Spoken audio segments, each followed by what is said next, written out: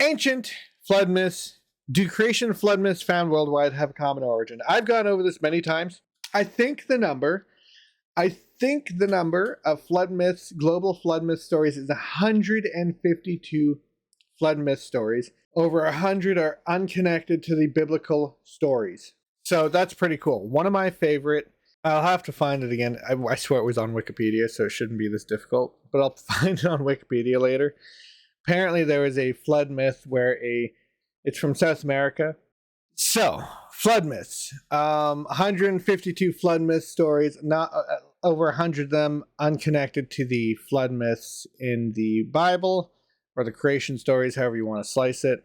There is a flood myth story from South America that involves a llama or an alpaca or whatever, that or a man there, Noah, who had been given the story of or been given the knowledge that a great flood was coming and that he should make for the high hills, and he makes it up there where he meets let me start that over. All of this information is given to him by a llama or alpaca with a man's face, who also gives him the recipe for their version of ayahuasca. A lot of them also have to do with giants being wiped out and giant animals, which we do now know had existed at that time. For example, there were giant beavers. We now have found their remains, and we now have little exhibits of them. Thanks for supporting this channel. I actually really like them. They're called What We Know. If you want to support them, I really say go over, give them that sub. Don't just watch it through me, because sometimes I will jump through their videos and cut them early. Now, I'm sure everybody knows the story of Noah's Ark. God, instead of a llama-faced man, God gets in contact with the most I don't think they use the words holy, but he's the greatest man at the time. But he's also an alcoholic, and he also has all these other issues. So everybody else is shitty. He's just the least shittiest, right? The description, yeah. It's so base heavy, it's crazy. It's rather quiet for you? I had to turn it down. Is that better? I'll back it up. Actually, I think all of them do. A god in one way or another.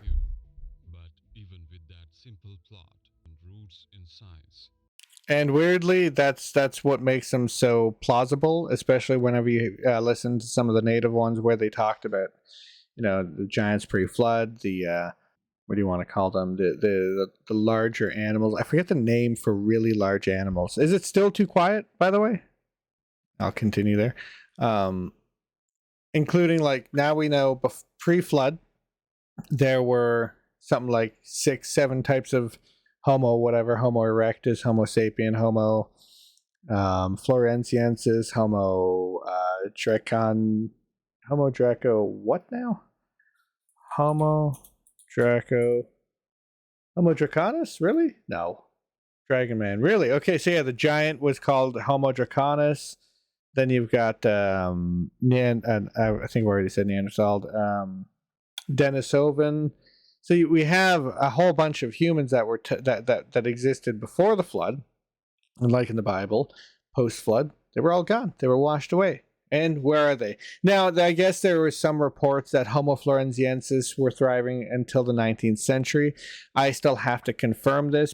I accept a lot of what Robert Schoch says as, fact, but at the same time, I still like to fact check it myself. So Homo Draconis, by the way, is the giants. Jesus, Murphy. Is the giants, or yeah, that's the name of the giant people. Ha! What a wild ride. Just going right over that cliff. So yeah, is it still too quiet, or? Yeah, because not just the sins of mankind, but the sins of mankind, but what had happened? Apparently we were crossbreeding way too much. Whatever you want to call him. God, the OG racist. No, he wasn't. He wanted something better for us.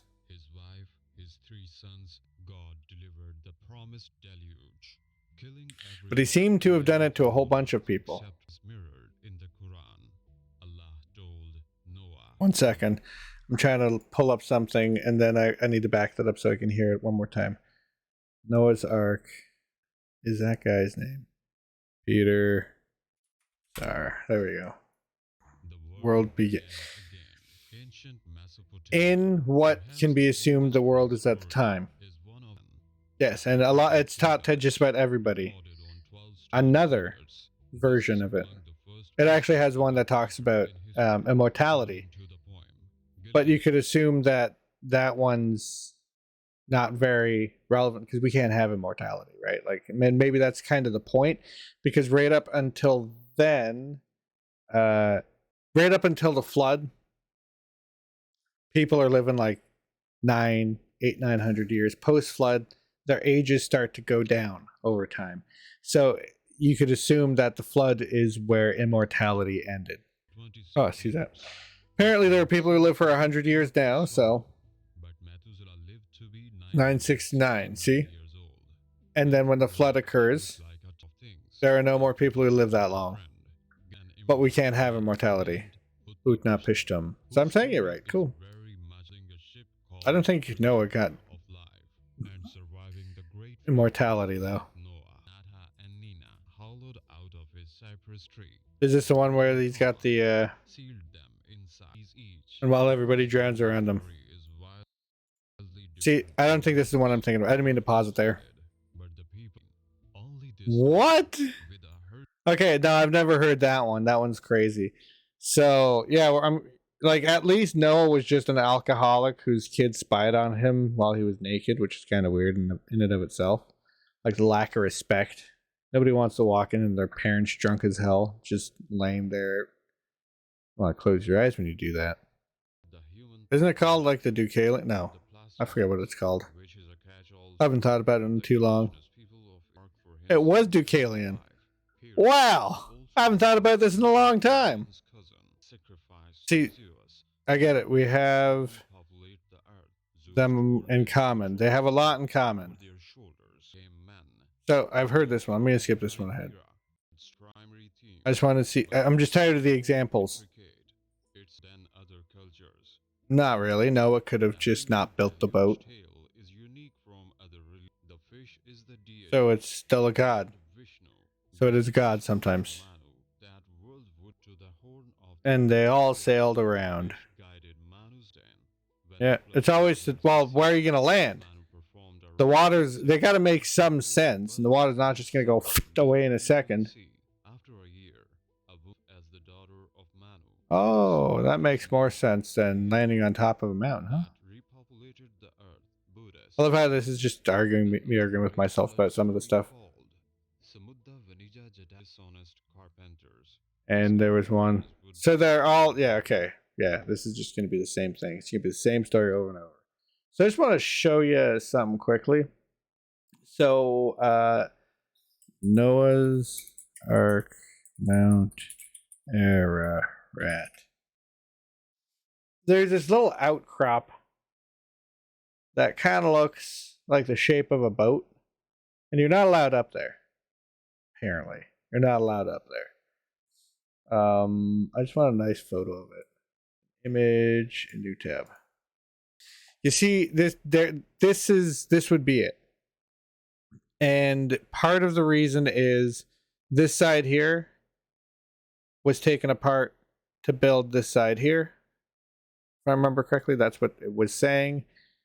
And according to, so there's all these theories about what happened with Russia and why it fell. You know, the revolution, October Revolution, all that. The downfall of the monarchy and Tsar Peter Nicholas. But he mounted an expedition to Mount Ararat after he had flown over it and found this. And according to him, I don't think this is it, but this is apparently from the Russian expedition 1916, 1917. There's an enormous amount of material to digest about the alleged Russian expedition. In order to study this in an organized manner, we'll first look at the statements of those who claim to be directly involved in the alleged expedition in chronological order, then of those who claim to have secondhand knowledge of it. 1 second. There was actually a Russian aviator. Yeah, so Russian aviator sighting, subsequent archaeological expedition. So I thought it was Yeah. I acknowledge receiving your letter January 6, 1969, and hasten to you. Although so many years have elapsed, I remember that the Russian Air Force during reconnaissance flights around 1915, 1916 had noticed the rocky heights of Mount Ararat, unusual shapes which could have considered remains of very old construction. I think this seems to be a compiled version, like somebody put all the info together. This is kind of cool. So I think I might focus on this instead. Around 1916, an archaeological expedition climbed Ararat under the direction of Mr. Pasternow and found debris of rocks which resembled the petrified remains of wood. I must admit that at my age 93, the state of my health has become rather precarious and my memory is quite weak. However, I remain at your disposition for any further help that I may give you. So, in this area, what rocks that look like petrified wood were found. And Tsar Nicholas had gone out there. He had taken some of this wood because he believed it to be holy and had some sort of powers or something like that. And this is some of the stuff that the Bolsheviks had taken and destroyed because they believed what it was. Because if they didn't believe it was what it was, they would have just left it alone and just tossed off. But no, they destroyed it, which means they had in some way believed this to be proof of what it was, so they had to destroy it. Iran and the Middle East during, I think it was 2013, 2016, when they destroyed all that. Many Ark researchers have alleged that there was an actual Russian expedition initiated by a Russian aviator who discovered Noah's Ark flying around Mount Ararat in 1916. So see, maybe I am wrong. Because for me, I was told I had read the Russian aviator was Tsar Nicholas himself. Tsar Peter, is it Tsar Nicholas or Tsar Peter? Yeah, I don't know. It doesn't really matter at this point. Followed up by an archaeological expedition. Now, through the letter of General E.W. Maslowski, the chief in command of the area, gives first-hand knowledge that there actually was a reconnaissance flight which noticed an unusually shaped rock formation above the rocky heights of Mount Ararat, and that a Russian archaeological expedition was launched in 1916, led by Mr. Pasternow. General Maslowski states nothing about Noah's Ark or the details in regard to the petrified wood remains. Perhaps this is not surprising, since others claim that as soon as Tsar Nicholas II found out about the Russian Air Force observations, he directed that all further information be directed straight to him, rather than through normal channels. Because, if I remember correctly, Tsar Nicholas was a very orthodox. Plus, Maslowski did have World War I on his hands, so he probably preoccupied with more urgent matters. In 1999, B.J. Corbin received an email from British Columbian Joseph Way, who claimed his grandfather, Joe Kulik, came from Russia and was the water boy, this is new, on the Russian expedition to Mount Ararat in 1915 and 1918 and saw Noah's boat. B.J. passed the information to Rick Geisler, who worked with Joseph Way to get the phone interviews with Kulik and videotaped Kulik's statements. Joseph Way's sister, granddaughter of Kulik, made a videotape of Kulik, which is quoted below. The Russian water boy Kulik claimed that he and the Russian army saw Noah's boat on the border of Russia and Turkey in 1915, and the videotape dialogue from a 1997 interview with his granddaughter appears to be consistent with what Joe Kulik told Rick Geisler in a 1999 phone interview. In a phone interview to the care facility where he now lives in British Columbia, Joe Kulik stated that he was born on March 15th, 1902, and he was then 97 years old. He said that at the beginning of World War I, his family fled Austria and moved to Russia and the Ukraine region. Kulik stated that as 15-year-old in 1917, the Russian Army Patrol Expedition hired him to feed the horses and the troops while the Russian troops searched for a boat on a mountain. The Russian expedition took him to the Russian border. So just to give a bit more context for where this is, we'll go with not Earth 2, Google Earth. Greatest tool in the world if it works. I think it's on my laptop where it just won't work anymore. I think I can get it to work on here. Watch, I crash computer at this. Oh, here we go. We're coming. Oh, god damn it. It's working, I should say. Well, here, we'll let it load. And, oh, here we go. So, Mount Ararat. I think I got the R's all wrong, but it'll sort it out for me. So, if you're enjoying the tunes, this is Akira the Don's Lo-Fi Streamer Sonics. It's something he set up for people to stream with. That's why there's no lyrics, but these are basically the orchestral or lyricless versions of his Meaning Wave songs, and honestly, they're great. This one's called Honest Lo-Fi Beat. I had this weird, I don't want to call it a tick because of the implication it comes with, but I used to do this weird thing where we'd be sitting there, and I'll close some of these down. I don't need these open. So yeah, went up a great mountain. So I'll show it back there in a second, the mountain that they climbed up. Said, went up a great mountain. Joe told Geisler they'd left horses behind at one point and went toward the top of the mountain, where they saw a huge long boat with a hole in the side of it. Kulik stated the boat had moss growing on top of it. Joe said that nobody took a picture because no one had film at the time. He said it was like a huge building, or 3 times the size of a small house in width. That bothers me. Like, I don't care that it would just be so creepy, right? All I can picture is like a horror movie where somebody actually finds it, and although it's a holy thing, because it's still just wood, right? It's all this time later. There's all these like monsters living in it, right? That had taken refuge after Noah and them had left, right? I can't close my eyes and picture it because I'll get all closed up in here. Kulik stated that he still had gold coins with the Tsar on them when the Bolshevik Revolution started in Russia the following year. His family hid on their farm in the Ukraine. In 1921, his family fled the communists in Russia to Poland, where he was forced into the Polish army. Between 24 and 29, in 29 he migrated to Canada and Manitoba, then went to British Columbia. In 39 he retired. In 67, Kulik speaks Austrian, Russian, Polish, English. He has a thick English accent. His English is broken, and he had difficulty understanding some of the question during Geisler's phone interview. Joe's wife is still alive, though they are both in poor health, and she's in a nursing home. Joe has terminal lung cancer with so much pain, allergic to morphine, so he can only take Tylenol. Oh, poor fella. That he now has difficulty concentrating on anything, let alone a conversation. His grandson, Joseph Way, does not want to upset his grandfather at this point in his life, and has asked that researchers not pursue further interviews. Fair enough. There is I can't remember correctly where it is. I don't know if it's, but I know I read it. Basically, Orthodox faith. The Bible is proof enough that it happened. If you don't want to accept God's word for it, you don't have to. Don't go harassing an old man. Joe's grandfather believes that from past discussions, Joe may have been 17 years old when he saw the boat on the mountain, and that he may have been born in 1900s rather than 1902, which might currently make him 100 years old in 2000 rather than 98. It is fascinating to find a living person who actually claims to have been part of a much maligned Russian expedition. It is also fascinating that Kulik claimed that the Ark had moss growing on it, just like George Hagopian claimed just 10 to 13 years earlier in the century. Note also that the Kulik mentioned the hole in the side of the boat, which reminds one of the Artanov Russian photograph sketch, as well as the Artanov Russian. So, is Mount Ararat loaded? All right, so let's take a second here. So this is Mount Ararat, I'm assuming. I'll know better in a second, because I think it's on this side of the mountain. I think that's it there. I'm not saying it's visible from space, but I know it's... I can never remember what side of the mountain it was on. I always think it's on this side.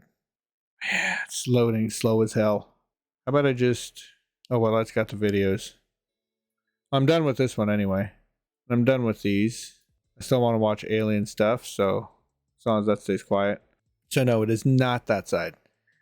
Do you think they use DARPA to put clouds here so that I can't see anything underneath the clouds? Screw it. Oh, it's frozen. That was a bad idea. Sorry if the connection drops. I'm probably just going to close this now. So yeah, this is Mount Ararat. On a better day, I'll try and show you what it's really like there. Not really like. I'm not going to take anyone there. It would be awesome to go up there, but I think we'd get shot at. Artanov Russian photograph. Is that what I think it is? So the photo was there. Armaeus Artanov. So there's this whole website. Oh, this is a book. They did not put it up. Go to web address. Watch me just fucking land on. That's Hillary Clinton and her lizard folk trying to hide that on us. Following is the Joe Kulik videotape testimony. So the old man. Yes, I see Noah's boat was like a building. He built it just about round from rock. That boat stayed on the border of Russia and Turkey. Border check was a half kilometer from Turkey. Russia borders at the time, 1915. I was 18. Russian army came and asked me to come because I wanted my horses. Russian army go out, they take my horses, put them with a wagon and food. I go too. I thought it would be 2-3 days to go back to Russia home, but went about 100 miles. My country changes 6 times. I was born in Austria, start war with Russia. Russia pushed Austria way back. Then Russian Tsar died, and Germany pushed Russia back. Russia coming back. Gesturing like tug of war between countries, borders. Was with Russian army and horses 3 years. We were on Turkey border, meet with Russia, but people killed Russian Tsar, and army went home. Bolshevik took over. Lenin with Tsar Trotsky, and with the people. Every border... Lenin likes Tsar, Trotsky with the people. Every border had to have army checks every 5 miles. About boat 5-6 men go along one side. They come back, another man go. I not go inside that building, just see it. No snow because summertime, hot, soft winter, no winter.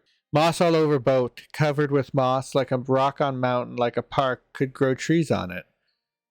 Russian and Turkey border peaceful, so people going from Turkey to Russia, coming from Russia to Turkey. When Tsar died, army left, went home, I go home. I don't want to be mean, but this reads like something out of Lord of the Rings. And on the 5th day, they went home. It is interesting to note that Russian horsemen Joe Kulik and Joe Hagopian, alleged sightings around 1902, 1908, a granted number of points. Hagopian also described the Russia-Turkey border as having a separation where one would go through the Turkey border gate, then walk a little ways, then go through the Russia border gate. Hagopian also agreed with Kulik in saying that Noah's boat is on a mountain on the border of Russia. Well, yeah, I think that's what that is. That's the border right there. Just can't friggin' zoom out. I should have went with just plain old Google Maps, but that's it there. Yeah, that's the border. And this is the border he talked about that changed so many times. Give that a bit. Yeah, we'll just go with Google Maps after. I used to use Google Earth to show it off all the time. Reader. Al Jenny was doing research in Moscow on the Russian expedition 92-93 and received the following information from Reader 94. I've just read article Noah's Ark found by Russians from your magazine N1 1994, and I want to tell you that my grandfather Karabaza Yegor Yerofeyevich, born in 1888, Cossack military rank Vach minister, St. George Cross winner, was on Caucasus in 1914-17 during World War I and personally participated in Russian expedition to Ararat in search of Noah's Ark. What do I know about this from his stories? I know that he and other soldiers climbed on Ararat mountain and they saw Noah's Ark, and the wood which the ark was made of was dark due to age, and there was a crack flowing from under the ark, and the water in the crack was like life water. It improved the activity. He also told about airplane which was flying around and that it was carrier to climb the mountain, then to come back. I have his picture. Maybe Grandmother Vanga will look at it and see what's happened during the expedition. I hope that my letter will be interesting for you. My name is Zalesky Nikolai Valentinovich. Beside me, my paralyzed mother I'm looking after also knows about my grandfather's stories. Yours sincerely. That's a Russian address from like 20 years ago. Except for the myth or misunderstanding about life water, this might be a valid account which sounds similar to others of alleged Russian expedition eyewitnesses and following up on the research of Alvin Holderbecker and alleged photograph witness Eva Miller-Ebeling. Ebeling's daughter Annie Van Eaton told Rex Geisler that there was another Russian family who claimed to have seen Noah's Ark and to have had photos of Noah's Ark. Geisler found Ruby Paul. Sorry, I'm just interested. I'll save some thoughts there in a second. To have photos of Noah's Ark, Geisler found Ruby Paul, the daughter of Erna Weist, who both live in British Columbia. This is crazy. So, this is the reason I sped through that woman's story and that guy's story is this is all stuff I've never really heard. Like, this is nuts. So, I think I know of the George Hagopian sightings. I'm going to see if I can find something about that. There's a lot more sightings than I thought there was. Jeepers creepers. Except for the myth or misunderstanding about life water, this might be a valid account which sounds similar to the others of the alleged Russian expedition eyewitnesses. Maybe we'll have to mount an expedition there now. In following up on the research of Alvin Holderbecker, an alleged photograph eyewitness of Eva Miller-Ebeling, I'm starting back over because my brain just started.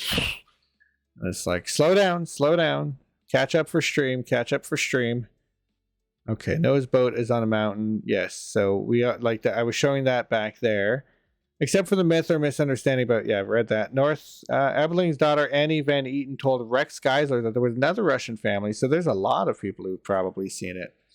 Not just north of Mount Ararat in a German community named Morgenthau, Russia, between the Black Sea and Caspian Sea. Erna claims that her school and 2 entire Russian families heard that Russians had discovered Noah's Ark.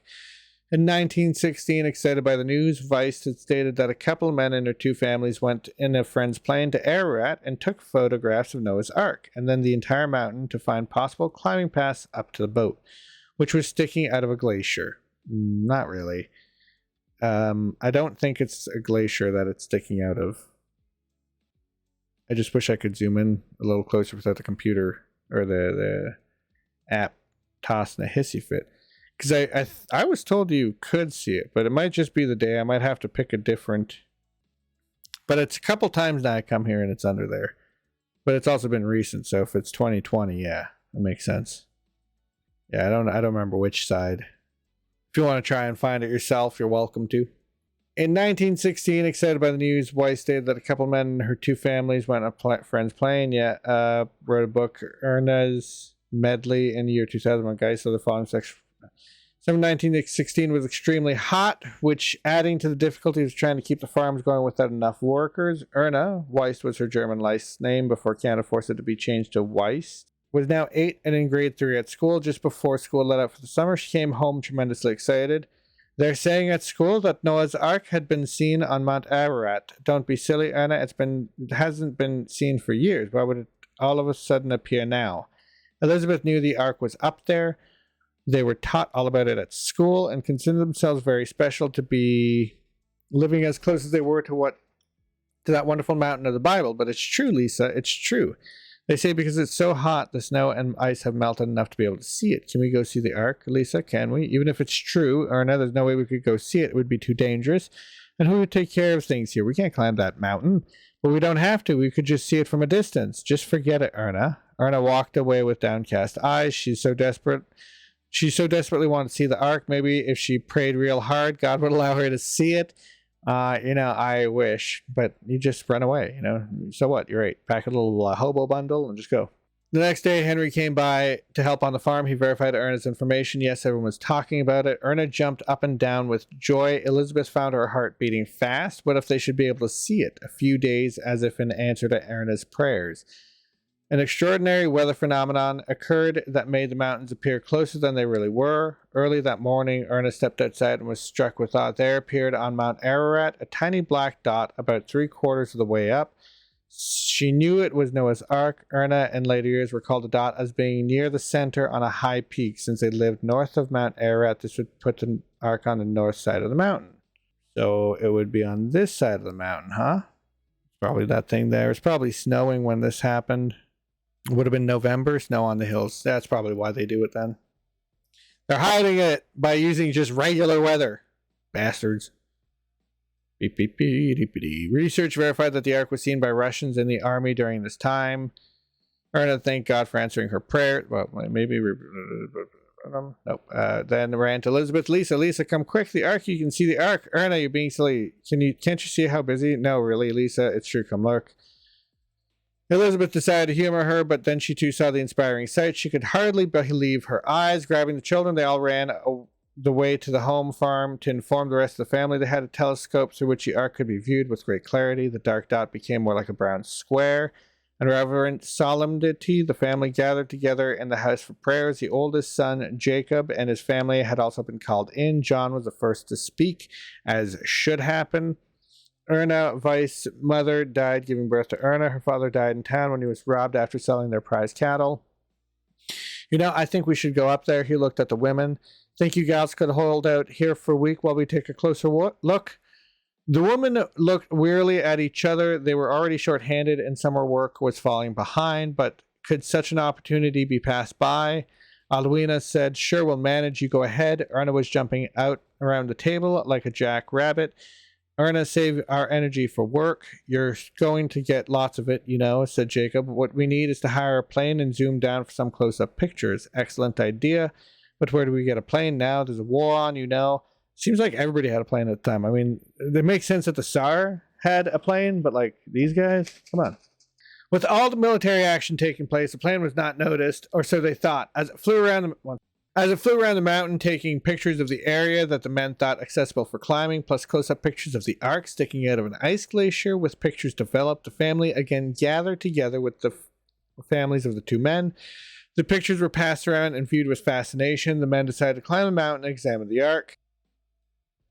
They brought the necessary equipment for the climb. Within a few days, everything was organized for the expedition. Their one regret was that Otto, Bill, and Emil could not be with them. They were fighting World War I. How they would have loved this undertaking. I would have loved it. I would have been climbing that mountain faster than everyone. I would have been thinking, I would have been like, pew! I would have had the gear all set up. I would have been bringing people up on my back. Y'all are too slow for me. Then disaster struck. A group of Bolsheviks on horseback approached the house. The Bolsheviks were against the war and refused to take part in it. More and more people flocked to their side as the war caused greater and greater hardships to everyone, as will happen during times of war. But John and Henry walked out to meet them. Can we help you? Yeah, the leader of the group. Oh my God. Hand over equipment. Sure, climbing for Ararat. That's restricted territory. You can't go there. Since when? Since we said so. So this is after they killed the Tsar by this point. Watch. Since when? Since we said so. At his words, the rest of the men circled John, and a chill ran up John's spine. He wasn't going to give up all their expensive equipment without a fight. Henry said memories of the war struck fear in him. What authority do you say? The authority of this. The men aimed their guns at John and Henry. They had no choice but turn over the equipment. Still, the Bolsheviks were not satisfied. We want the photos too, plus negatives, demanded their leader. What photos? Don't act ignorant. The ones you took of the mountain, all of them. With sinking hearts, they gave it pictures and negatives. The Bolsheviks helped themselves to a few chickens and left. We need to make them give us back our things. They were fighting against Germany. This marked the beginning of all their troubles. On November 7th, 1917, Bolsheviks led by Lenin seized the government. Erna was 9. Civil war lasted until 20.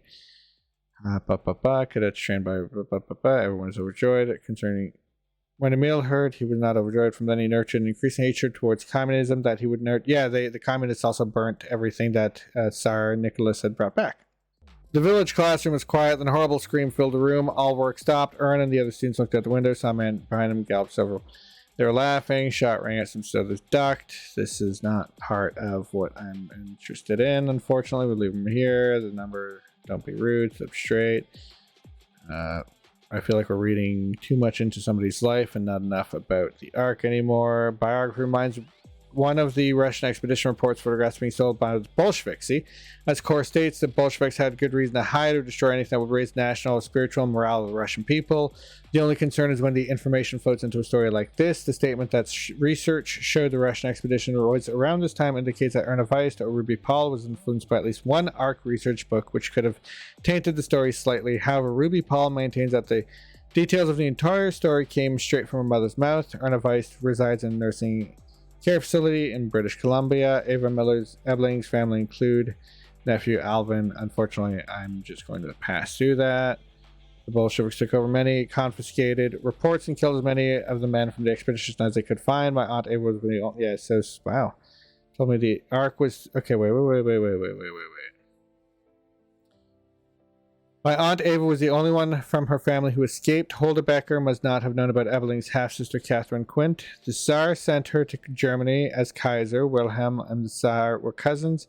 Ava and Catherine slept in graveyards during the day and walked during the night. They rode in a cattle car on the famed Dr. Zhivago refugee train. Ava lost her half-sister Catherine after the Zhivago train. My aunt, having seen the pictures many times, told me the Ark was 3 decks high, and on top of the roof was a catwalk that was about knee-high, with openings underneath to provide ventilation or light. The communist takeover took place at the same time, and according to her, all their photos, measurements were confiscated, and all those who had been on the expedition that the communists could get their hand on were killed. And those who escaped were afraid for their lives to talk about, including my aunt, she being the only one of her family that escaped alive. See?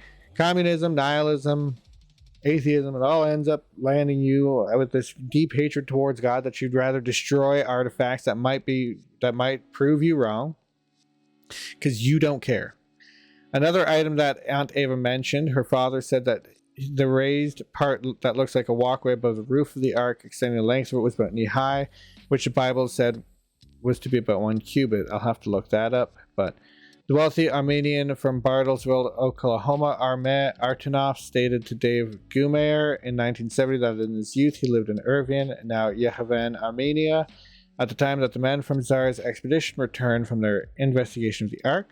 Artanov vividly recalled hearing the men's excited story in the streets of Yerevan and how they had climbed a mountain 25 miles away, had entered the great ship, and verified the aviator's report.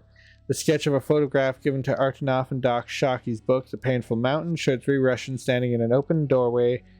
The Painful Mountain. Copy. Ugly Dog.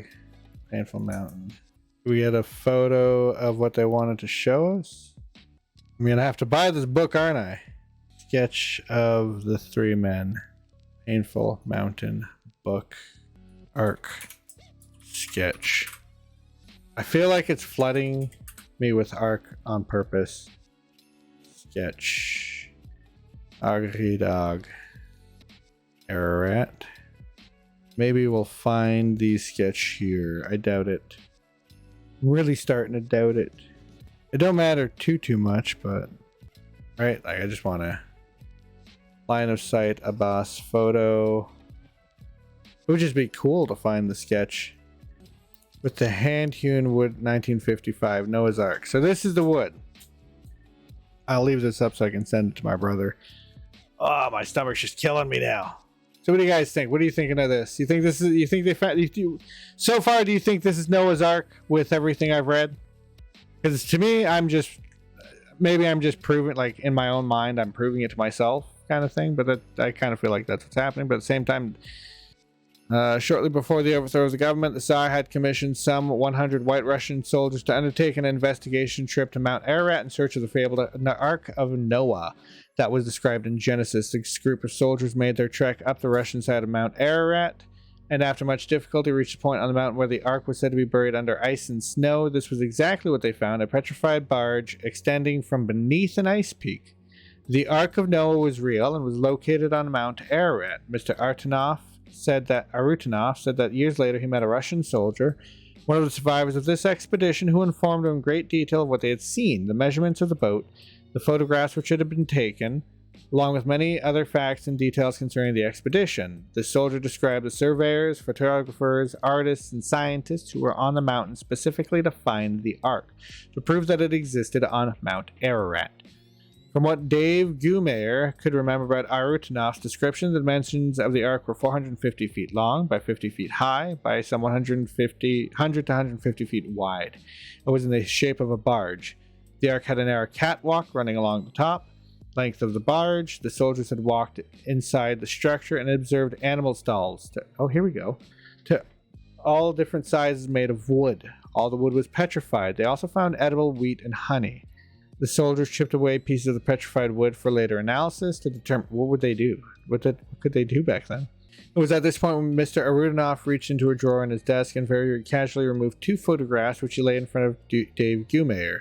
Here were the photographs of Noah's Ark taken by a Russian photographer on Mount Ararat. Dave remembers them as being grainy and enlarged, but clearly showing the barge Arutanov had just described.